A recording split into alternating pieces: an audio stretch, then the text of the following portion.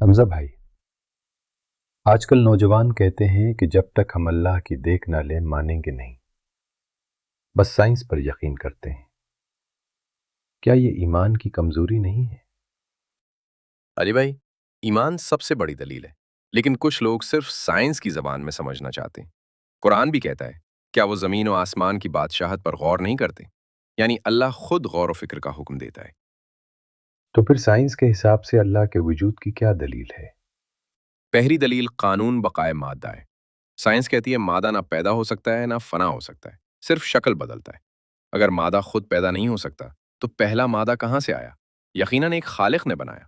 ہم اس خالق کو اللہ کہتے ہیں۔ لیکن کچھ لوگ بگ بینگ کا حوالہ دیتے ہیں۔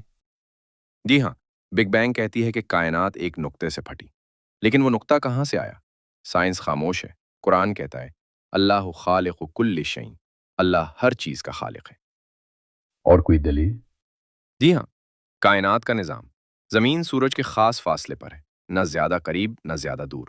یہ ناپ تول کا نظام اتفاق سے نہیں بن سکتا۔ ڈی این اے کا ڈیزائن، سائنس کہتی ہے ڈی این اے میں لاکھوں کوڈز ہیں، کیا یہ کوڈ خود لکھے گئے؟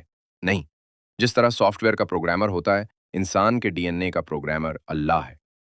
کوانٹم فزکس، ایٹم کے اندر الیکٹران کا پرفیکٹلی بیلنس ہونا بھی کسی ڈیزائنر کی نشانی ہے۔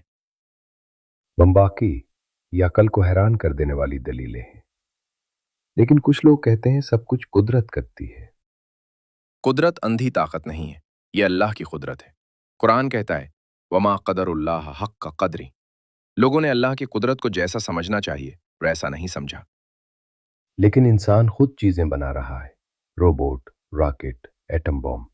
تو پھر لیکن انسان خود چیزیں نہیں بناتا، بلکہ ایک شکل سے دوسری شکل میں تبدیل کرتا ہے۔